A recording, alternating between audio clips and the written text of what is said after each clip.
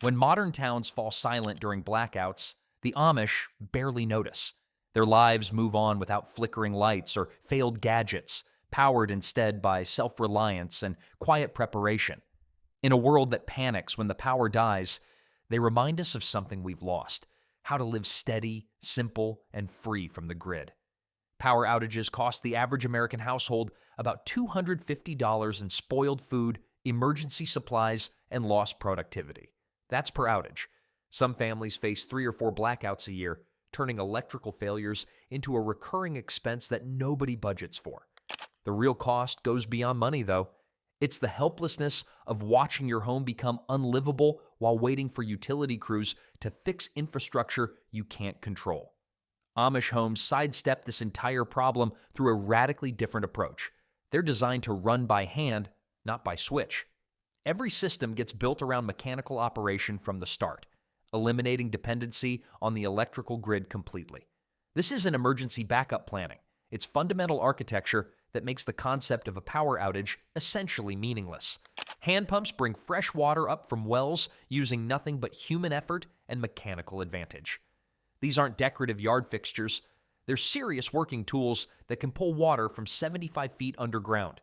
Push the handle down, and a piston creates suction that lifts water through the pipe. Pull the handle back up, and a one-way valve locks the water in place while the piston resets. The system is simple enough that a child can operate it, yet reliable enough to provide all household water needs indefinitely. A healthy adult pumps about 7 gallons per minute, which covers cooking, cleaning, drinking, and washing without breaking a sweat. Wood stoves handle all cooking and heating needs without depending on electric ranges or forced air furnaces. Load the firebox with split logs, adjust the air intake damper, and the stove maintains steady temperatures between 300 and 400 degrees for hours. That's hot enough for baking bread, roasting meat, or boiling water. All the essential cooking tasks that modern kitchens accomplish with electricity. The same fire also heats the kitchen and provides hot water for washing dishes. One piece of equipment doing 3 jobs, and the only bill it sends is, "Please chop more wood." Pulley systems throughout the house and barn multiply human strength for moving heavy loads. A basic block and tackle gives a 4-to-1 mechanical advantage, letting one person lift what would normally require 4. Hay bales get hoisted into storage lofts. Grain bags rise to upper levels. Construction materials move into position. All of this happens using rope, wooden wheels, and leverage. No motors, no hydraulics, no electrical controls that can fail when the grid goes down. The genius of this approach isn't just avoiding blackouts, it's removing the need for electrical infrastructure entirely. Modern homes get built around the assumption that electricity will always be available. Outlets dot every wall. Circuit breakers control everything. Appliances expect constant power. When that assumption breaks, and it does break regularly, the entire house stops functioning properly. Amish homes operate on the opposite assumption. Electricity won't be available, so design around that reality. Every critical function gets accomplished through mechanical means that work independently of any external system. The well pump doesn't stop when storms knock down power lines. The stove keeps cooking regardless of grid failures. The pulley systems keep lifting loads whether the utility company is having a good day or not.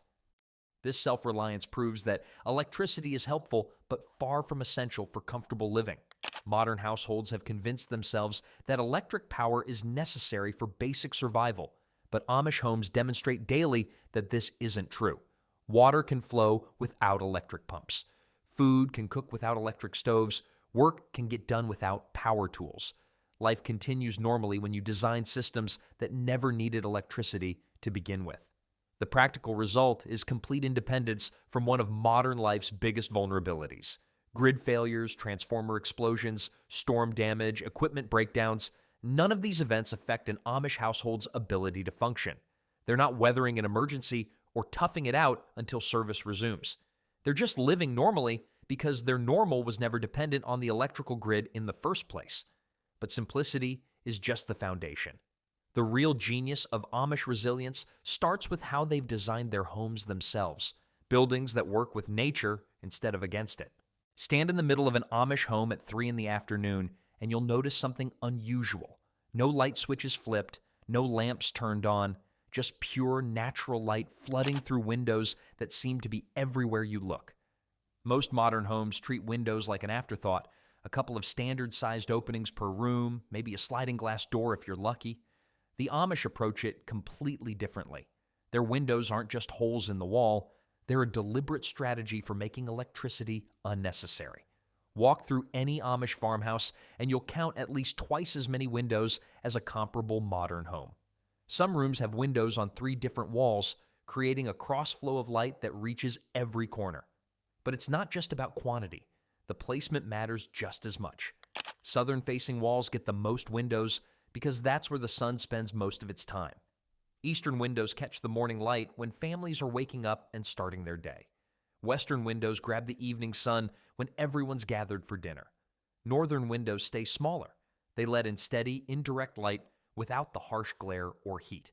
Every window has a job to do, and the Amish have spent generations figuring out exactly where each one should go. The size of these windows would make most modern contractors nervous. We're talking openings that stretch from waist height almost to the ceiling. Some are 4 feet wide, letting in an ocean of daylight that bounces off every surface. A properly sized window should let in enough light to read by for at least 10 hours a day, even during winter. That's not a suggestion, it's a design requirement that gets checked during construction. Here's where it gets clever. Those light-colored walls you see in every Amish home aren't just about aesthetics. White and cream-colored walls act like mirrors, bouncing sunlight deeper into the house. A single beam of light coming through a window can reflect off multiple walls, spreading illumination to areas that never see direct sun. The effect is subtle but powerful. Rooms stay bright well into the evening, long after the sun has dipped below the horizon. The wide porches deserve their own explanation because they're doing something brilliant. During summer, these deep overhangs shade the windows from direct overhead sun, keeping the house cooler. But in winter, when the sun sits lower in the sky, those same overhangs let sunlight stream right through the windows, warming the interior. It's like having an air conditioning and heating system that runs on geometry. No thermostat required, no energy bill at the end of the month, just smart design working with the seasons instead of fighting them. Window maintenance becomes almost ritualistic in Amish households. Clean glass lets in roughly 30% more light than dirty glass, so windows get washed frequently, sometimes weekly during dusty seasons. The Amish have figured out that a little vinegar and water does the job better than expensive commercial cleaners, leaving glass streak-free and crystal clear. The strategic use of mirrors amplifies the natural light even further. Small mirrors placed opposite windows catch incoming light and redirect it to darker corners. These aren't decorative pieces. They're functional tools positioned with mathematical precision. Some homes have mirrors angled to bounce light down hallways or into interior rooms that don't have exterior walls. Even at dusk, when most modern homes are already reaching for light switches, Amish houses hold on to their brightness. The combination of large windows, reflective walls, and careful design squeezes every last drop of usable light from the fading day. Dinner gets prepared, children finish their homework, and conversations continue, all without artificial light. The dark becomes less frightening when your home is designed to embrace natural light so completely. But keeping a house bright is only half the battle during a blackout. The other half is keeping everyone fed. The only product we'll ever promote on our channel is a book by Claude Davis, a veteran prepper, about 126 superfoods and preservation methods from crisis times like the Great Depression and wartime that are impossible to find elsewhere. We decided to promote his book because we are the last generation able to share these techniques and superfoods to our children or grandchildren. It would be a shame to see this information about highly nutritious foods and preservation methods to survive crises disappear. You can also find a book about herbal remedies from Nicole Apelian on their store. If you're watching this on TV, you can look up our channel, Frugal Solutions, on your phone or tablet and find the books by clicking the link in our channel description or any other video description. When Hurricane Sandy knocked out power across the Northeast in 2012, grocery stores reported a massive spike in sales of one particular item: cold cereal. Families who normally cooked hot meals suddenly found themselves eating breakfast food for dinner because their electric stoves had become expensive countertop decorations. Meanwhile, in Amish country, dinner was served hot, on time, and without a second thought. The difference comes down to one simple fact. Amish kitchens were never built around electricity in the first place. Their primary cooking tool is either a wood-burning cook stove or a propane-powered range, both of which laugh in the face of power outages. These aren't backup systems or emergency equipment. They're the main event used every single day, regardless of what's happening with the power grid miles away.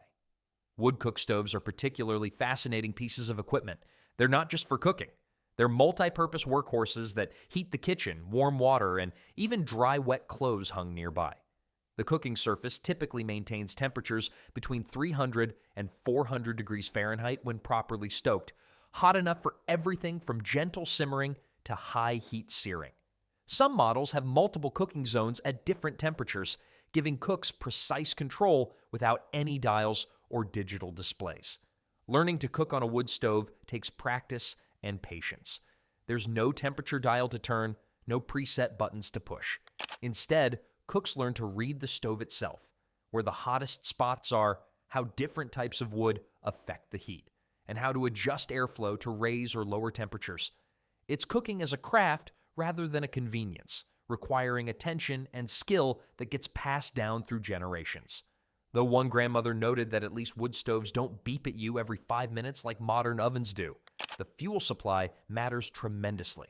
Most Amish families keep at least a year's worth of firewood stored and dried, carefully stacked in sheds that protect it from rain but allow air circulation.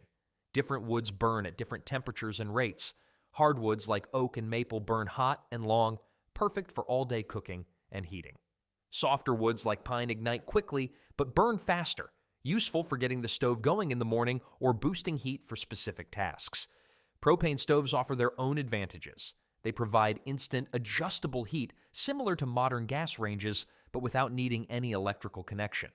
The propane comes in large tanks that can fuel a family's cooking needs for months at a time. These tanks sit outside the home, safely away from living areas, and connect through simple mechanical regulators that work purely on gas pressure. No electronics, no circuit boards, nothing that can fail when the power goes out. The kitchen layout itself reflects this independence. Counter space near the stove is generous, allowing multiple pots and pans to rest while dishes are shuffled around the cooking surface. Many Amish kitchens feature a separate summer kitchen, a smaller cooking area located away from the main house or in a less used part of the home. During hot months, this keeps cooking heat from warming up the entire house. During winter, the main kitchen stove pulls double duty, keeping the family warm while preparing meals. Baking presents its own unique challenges and solutions. Wood-fired ovens don't have temperature gauges, so bakers develop an intuitive sense for oven heat. Some use the hand test, holding a hand inside the oven for a count of seconds to gauge temperature. Others watch how quickly a sprinkle of flour browns on the oven floor. The most experienced bakers can tell oven temperature just by looking at the color of the fire or feeling the warmth radiating from the stove's surface. Bread baking happens almost daily in most Amish households, and these kitchens are perfectly designed for it. Large wooden tables provide ample kneading space. Cool pantries store flour and ingredients at stable temperatures. The consistent heat from wood stoves creates ideal conditions for dough rising. Plus, there's something about fresh bread that makes even a power outage feel like a special occasion rather than an emergency. Canning and food preservation tie directly into the cooking system. During harvest season, those wood stoves work overtime, maintaining the precise temperatures needed for safe canning. Large pots of water boil for hours, processing jars of vegetables, fruits, and meats that will feed the family through winter. The stove's steady, reliable heat makes it possible to preserve hundreds of jars of food without worrying about power fluctuations or outages interrupting the process. Coffee and tea service continues uninterrupted too. Many Amish families keep a kettle or coffee pot on the back of the stove throughout the day, maintaining hot water for drinks whenever someone needs it. This constant availability of hot beverages might seem like a small detail, but during a winter blackout, a hot cup of coffee or tea becomes a significant comfort, one that modern homes lose the moment the power cuts out. The cleaning process works differently too. Without an electric dishwasher, washing up happens in large basins filled with water heated on the stove. This might sound tedious, but it's actually more water efficient than many modern dishwashers. Plus, the hot water is always available, No waiting for a water heater to recover between loads or worrying about whether the power will stay on long enough to complete a wash cycle. Meal planning takes these realities into account. Dishes that require consistent long-term heat are scheduled for days when someone will be home to tend the fire. Quicker meals get prepared during busy seasons when time is limited. The rhythm of cooking follows natural patterns rather than the convenience of pressing a button and walking away. It's more involved, certainly, but it's also more reliable. When everyone else is figuring out how to eat cold food during a blackout, Amish families are sitting down to hot, home-cooked meals, same as they do every other day. Of course, hot food only solves part of the problem during an extended outage. You also need something equally essential that most modern homes lose within hours. The average American home loses water pressure within 30 minutes of a power outage. City water systems depend on electric pumps to maintain pressure, and once those pumps stop, taps run dry. Toilets stop flushing. Showers become useless. Suddenly, the most basic human need becomes the biggest problem. Stores sell out of bottled water within hours, and people start eyeing their swimming pools, wondering if that water is drinkable. Amish farms face none of these problems. Their wells don't need electricity because they never used it in the first place. Hand pumps do the heavy lifting, literally. These aren't the decorative lawn ornaments you see in suburban gardens. These are working tools built heavy and strong, designed to pull water up from depths of 75 feet or more. A healthy adult can pump about 7 gallons per minute, which is more than enough to fill buckets, water livestock, and handle all the daily needs of a family. The mechanics are beautifully simple. Push the handle down, and a piston inside the pump creates suction that pulls water up through the pipe. Lift the handle, and the water gets locked in place by a one-way valve while the piston resets for another stroke. It's the same basic principle that's been moving water for centuries, refined and perfected through generations of use. No instruction manual needed, though most kids learn pretty quickly after being told to pump water for dinner dishes. Windmills take over when human power isn't practical. These tall structures catch even gentle breezes and convert that movement into pumping action. The blades spin, turning gears that drive a pump rod up and down, pulling water from deep underground without anyone needing to touch a thing. Some of these windmills have been operating continuously for over a century, pumping water day and night whenever the wind blows. They don't rust easily, they don't break down often, and they certainly never complain about working overtime. Livestock watering becomes almost automatic with this system. Troughs fill from gravity-fed lines connected to elevated storage tanks that the windmill keeps topped off. Horses, cows, chickens, they all drink their fill without anyone needing to carry buckets or worry about pump failures. The animals don't know or care that there's no electricity involved. They just know the water's always there.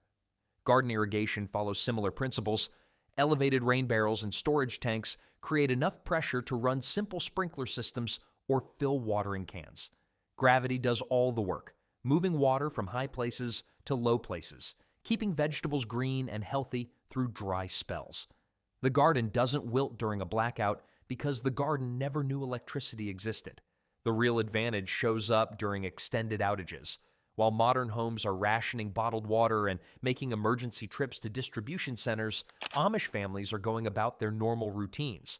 Laundry still gets done, animals still get watered, gardens still get irrigated. The well keeps producing, the pumps keep pumping, and life continues without interruption. No panic buying, no emergency measures, no desperate measures. Just normal operations that were designed to work regardless of external circumstances. But having reliable water is only useful if you can keep the rest of your supplies from spoiling. Modern refrigerators start losing temperature within 4 hours of losing power. By hour 12, most food has entered the danger zone. By day 2, families are throwing away hundreds of dollars worth of groceries, watching perfectly good food turn into waste because it can't stay cold. The average household loses about $250 worth of food during an extended outage, and there's nothing they can do but watch it spoil. Amish families don't face this problem because they never depended on electric refrigeration. Root cellars have been keeping food fresh for centuries, and they'll keep working for centuries more. These underground rooms maintain steady temperatures between 32 and 40 degrees year-round without using a single watt of electricity.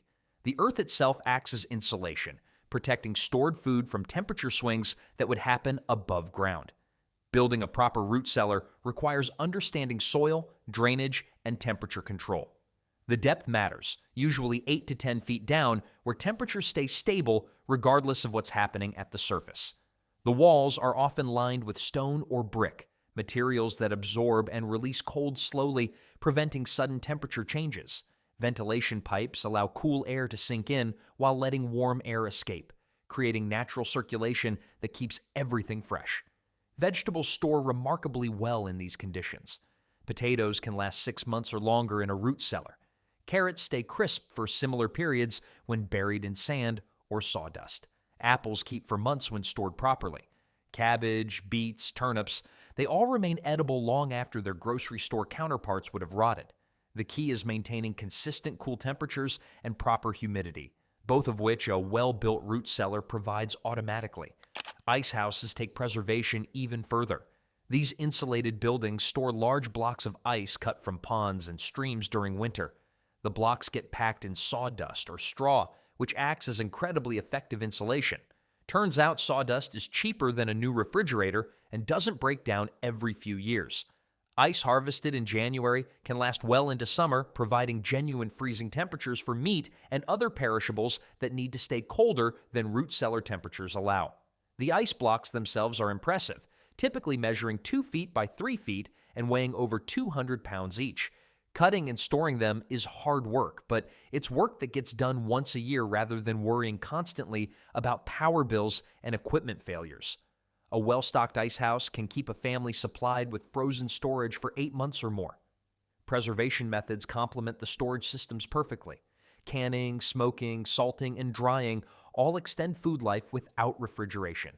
These aren't desperate measures or emergency techniques. They're normal parts of food management that have proven reliable for generations. When a blackout hits, Amish families aren't scrambling to save their food because their food was never at risk. The real test comes during extended outages.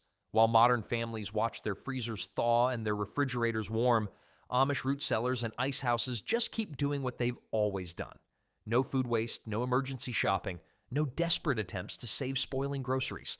The system works because it was never dependent on something as unreliable as the power grid. Storage is only part of survival during an outage, though. Eventually, work needs to get done. Electric tools are wonderful until they're not. When the power cuts out, workshops fall silent. Table saws become expensive paperweights. Drills turn into decorative wall hangings. Construction stops. Repairs get delayed. And productivity grinds to a complete halt.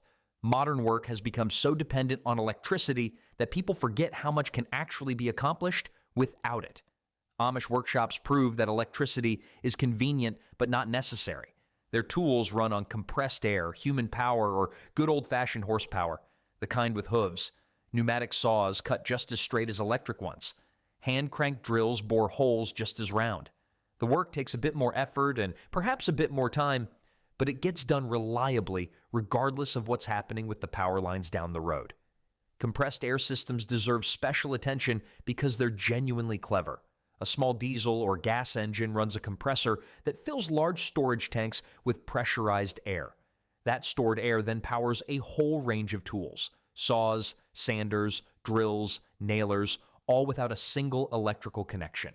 The engine only needs to run periodically to refill the tanks, making it far more fuel efficient than running individual electric motors on every tool.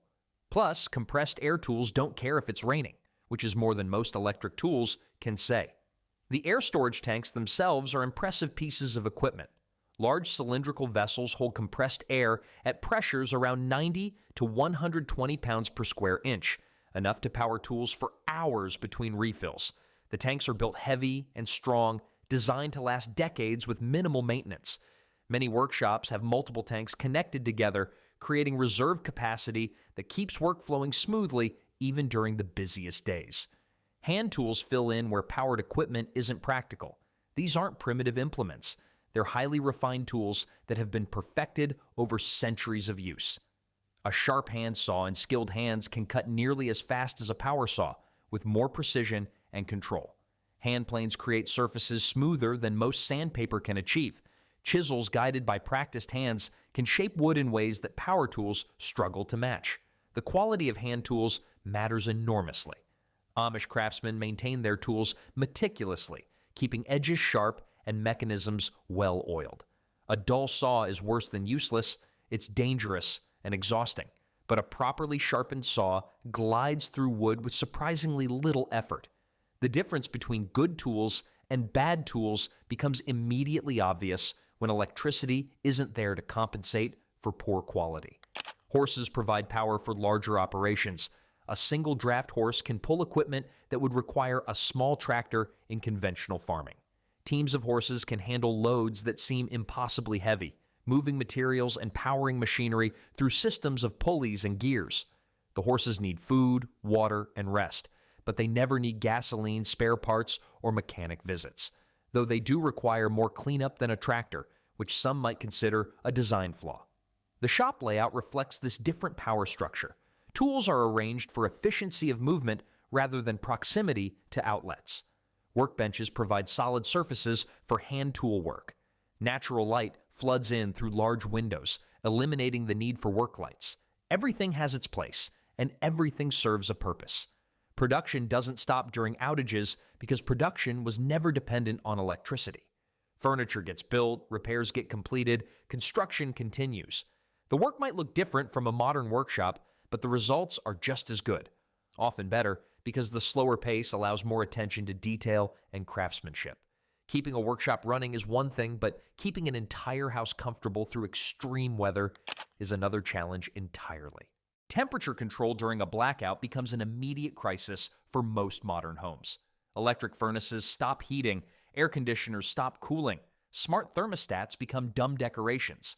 Within hours, homes start matching outdoor temperatures, and families either bundle up or sweat it out while waiting for power to return. Winter blackouts can actually become dangerous when homes drop below freezing, bursting pipes, and creating genuine health risks for vulnerable people. Amish homes handle temperature extremes through design rather than technology. Thick walls provide natural insulation that slows heat transfer in both directions. These aren't standard thin walls with a bit of fiberglass batting. They're substantial barriers, often 12 to 16 inches thick, filled with dense insulation materials. The mass alone helps stabilize indoor temperatures, preventing rapid changes when outdoor conditions shift. Winter heating centers on wood stoves that do far more than cook food. These cast iron beasts radiate heat for hours after the fire dies down, their thermal mass slowly releasing stored warmth throughout the night. Strategic placement puts stoves where they can heat the most important living spaces, usually the kitchen and main gathering areas. Heat rises naturally, warming upper floors through carefully planned openings in ceilings and floors. The stove location follows specific principles developed over generations. Central placement allows heat to radiate outward in all directions. Proximity to interior walls helps conduct warmth deeper into the house. Distance from exterior walls prevents heat loss to the outside. Every aspect gets considered during house construction, ensuring the heating system works efficiently long before the first fire ever gets lit. Chimney design plays a crucial role too. Proper draft ensures complete combustion and maximum heat output.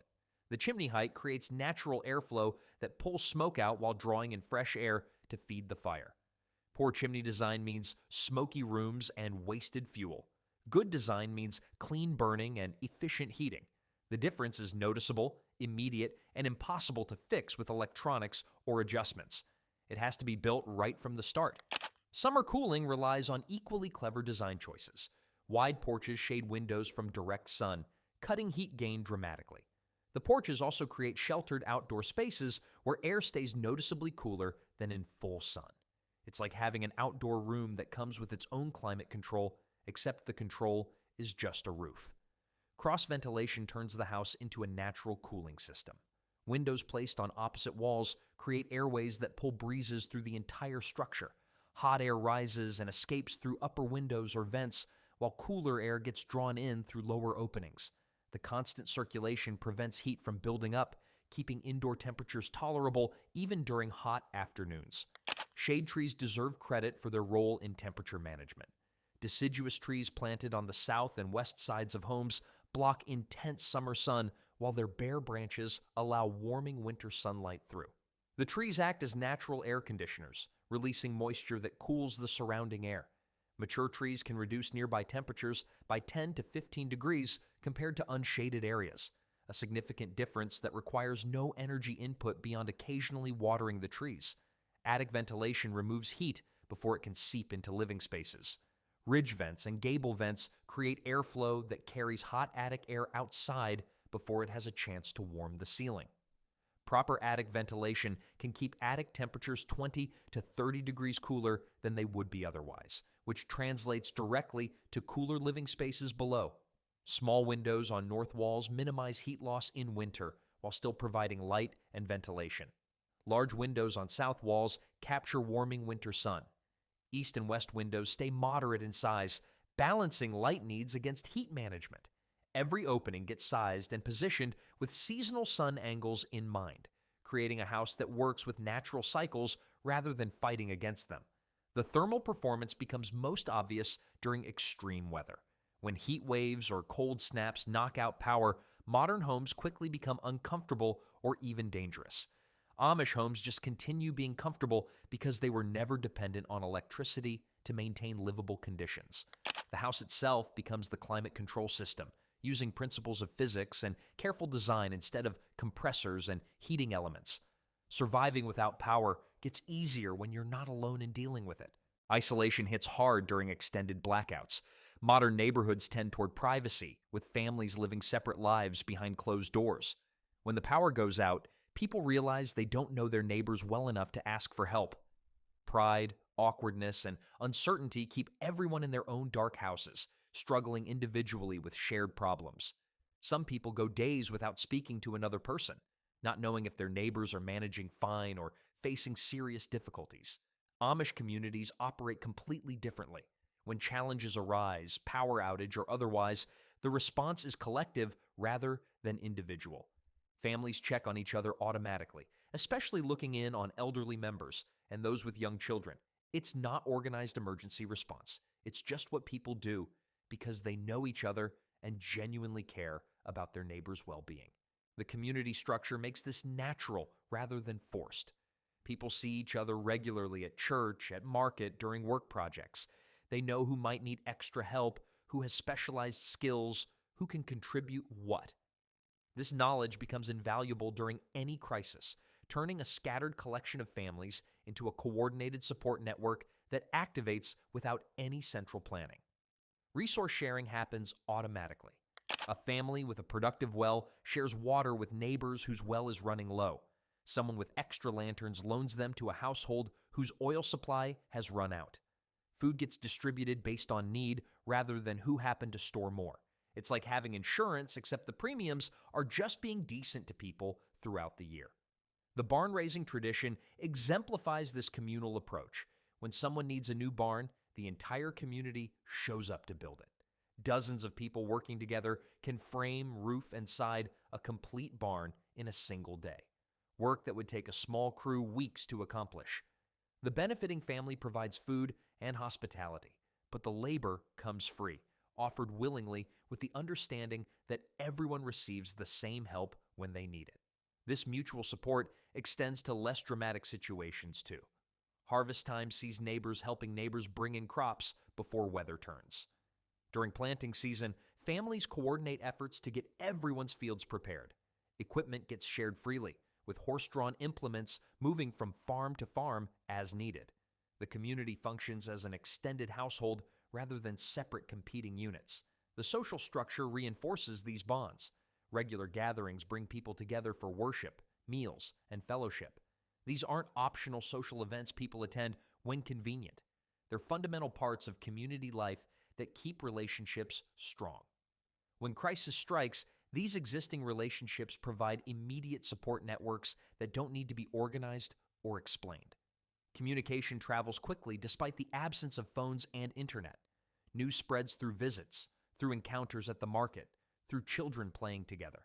Important information reaches everyone who needs it remarkably fast, often faster than modern communication systems manage during emergencies when networks get overloaded or lose power. The generosity aspect deserves emphasis. Helping isn't transactional. People don't keep careful track of who owes whom. The community operates on trust and goodwill, with the understanding that everyone contributes what they can and receives what they need. This approach creates resilience that goes far beyond what any individual family could achieve alone. Youth learn these values early. Children see their parents helping neighbors, participating in work projects, sharing resources freely. They grow up understanding that community strength comes from mutual support rather than individual accumulation. These lessons shape lifelong attitudes and behaviors that perpetuate the system across generations. The contrast with modern isolation becomes starkest during crises. When power fails in typical neighborhoods, people hunker down individually, making do with whatever resources they happen to have stored. In Amish communities, the response is collective. Problems get solved together, resources get shared, and nobody faces difficulties alone. The difference isn't just practical, it's psychological. Knowing you're part of a community that will support you reduces stress and fear dramatically. Of course, strong community bonds only help if people are actually prepared for problems before they arise. The modern approach to emergency preparedness involves panic buying after the emergency starts. Stores get stripped bare within hours of a major storm warning. Bottled water vanishes first, then batteries, then canned goods. Checkout lines stretch the length of the store as people grab whatever's left on shelves, often buying items they don't need or know how to use. It's preparation as panic, driven by the sudden realization that most households keep barely enough supplies for a long weekend. Amish households maintain readiness as standard operating procedure. The pantry always holds months' worth of preserved food. Candles and lamp oil stay stocked in quantities that seem excessive until you remember electricity isn't an option. Firewood gets cut, split, and dried a year in advance, ensuring fuel supplies stay ahead of need. These aren't emergency preparations. They're just how life works when you can't rely on external systems to solve your problems. The pantry deserves special mention because it's genuinely impressive. Shelves lined with hundreds of canned jars hold vegetables, fruits, meats, and preserves put up during harvest season. Bins of flour, sugar, and dried beans provide baking and cooking staples. Root vegetables stored in cool areas supplement the canned goods. Most Amish families could eat well for 6 months without buying anything, and some could stretch that to a year if needed. Canning season transforms this preparation into a community event. When vegetables ripen, families work together to process massive quantities in marathon canning sessions. The work is substantial: washing, cutting, cooking, filling jars, processing and boiling water baths, but spreading it across multiple families makes it manageable and even enjoyable. Children learn canning skills by helping adults, ensuring knowledge transfers to new generations. Fire preparedness extends beyond just having firewood stacked. Every household keeps matches or flint and steel in multiple locations. Kindling gets stored dry and ready to use. The stove or fireplace gets cleaned and maintained regularly to ensure it works properly when needed. These seem like small details until you're trying to start a fire in the dark during a winter emergency and realize you can't find matches. Lamp maintenance follows similar logic. Wicks get trimmed regularly. Glass chimneys stay clean for maximum light output. Oil supplies get monitored and refilled before they run low. The lamps themselves are quality items built to last decades, not cheap decorative pieces that look nice but don't provide much actual illumination. Though some families do keep the decorative ones around for when they want mood lighting that doesn't require dimmer switches. Tool readiness matters just as much as food and light. Hand tools stay sharp and in good repair. Necessary spare parts get stocked before they're needed. Maintenance happens on schedule rather than waiting for something to break. When a problem arises, the tools and materials to fix it are already on hand rather than requiring a trip to a store that might be closed or inaccessible. Medical supplies receive serious attention. Basic first aid items stay stocked and current. Common medications get maintained in adequate quantities. Herbal remedies and traditional treatments supplement conventional supplies. The goal is handling minor injuries and illnesses without depending on external medical systems that might be overwhelmed or unreachable during widespread emergencies. This preparedness mindset shapes daily decisions. When buying supplies, the question isn't just about immediate need, but future availability. Storage space gets allocated thoughtfully, with preservation and accessibility in mind.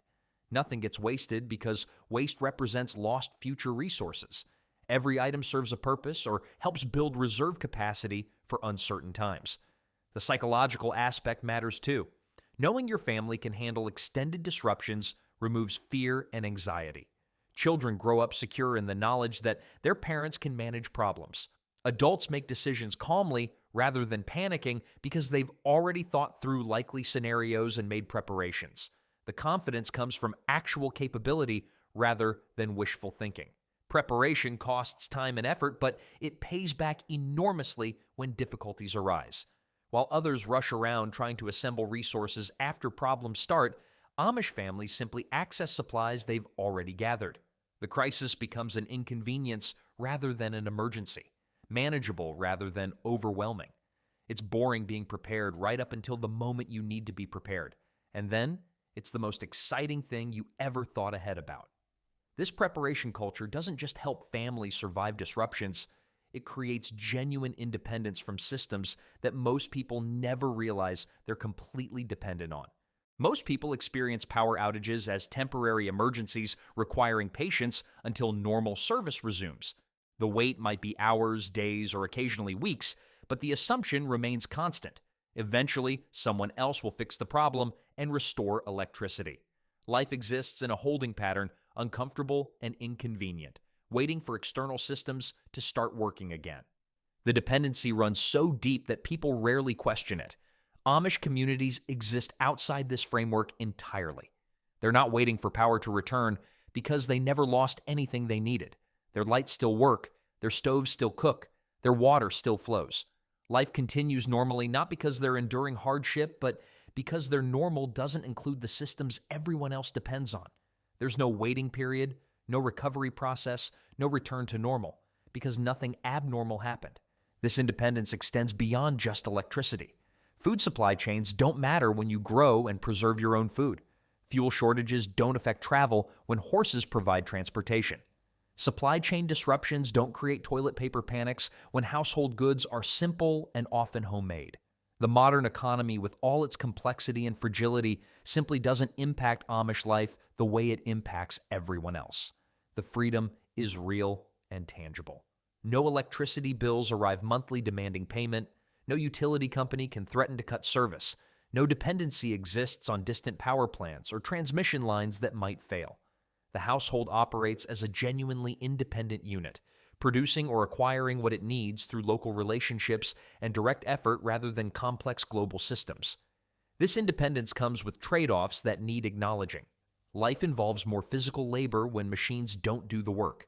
Some conveniences familiar to modern households simply aren't available. Entertainment options are more limited. Information access requires books and direct communication rather than instant internet searches. These aren't hardships necessarily, but they are differences that not everyone would choose willingly. Yet the benefits during crisis situations become undeniable. When storms knock out power for weeks, when supply chains break down, when systems fail in ways nobody anticipated, Amish families just keep living. They're not heroically enduring difficult conditions. They're just doing what they always do, unaffected by external chaos because they never depended on the systems that are failing. The lesson isn't that everyone should become Amish or reject modern technology entirely. Most people wouldn't choose that path and probably shouldn't. But the Amish example reveals how fragile modern life has become, how completely we've tied our basic survival to systems outside our control. A single point of failure, the electrical grid, can cascade into multiple crises affecting heat, cooling, food storage, water supply, and more. Resilience doesn't require abandoning all modern conveniences, but it does require honest assessment of vulnerabilities. What happens when the power goes out for more than a few hours? Can you cook? Can you stay warm or cool? Do you have water? Can you see in the dark? These seem like basic questions, yet most modern households would fail at least some of them. The Amish approach suggests that true security comes from reducing dependencies rather than strengthening supply chains. Every system you don't need is one that can't fail on you. Every capability you maintain yourself is one you don't have to wait for someone else to restore. The goal isn't complete self-sufficiency, that's unrealistic for most people, but rather thoughtful reduction of critical dependencies. Blackouts reveal these truths with perfect clarity. While modern homes go dark and quiet, while families worry and wait, while authorities scramble to restore service, Amish lamps keep burning, Amish stoves keep cooking, Amish wells keep pumping, and Amish families keep living. They're not superior people with special powers. They just built their lives on foundations that don't crumble when external systems fail. Their resilience doesn't come from better emergency response, but from never creating the emergency in the first place.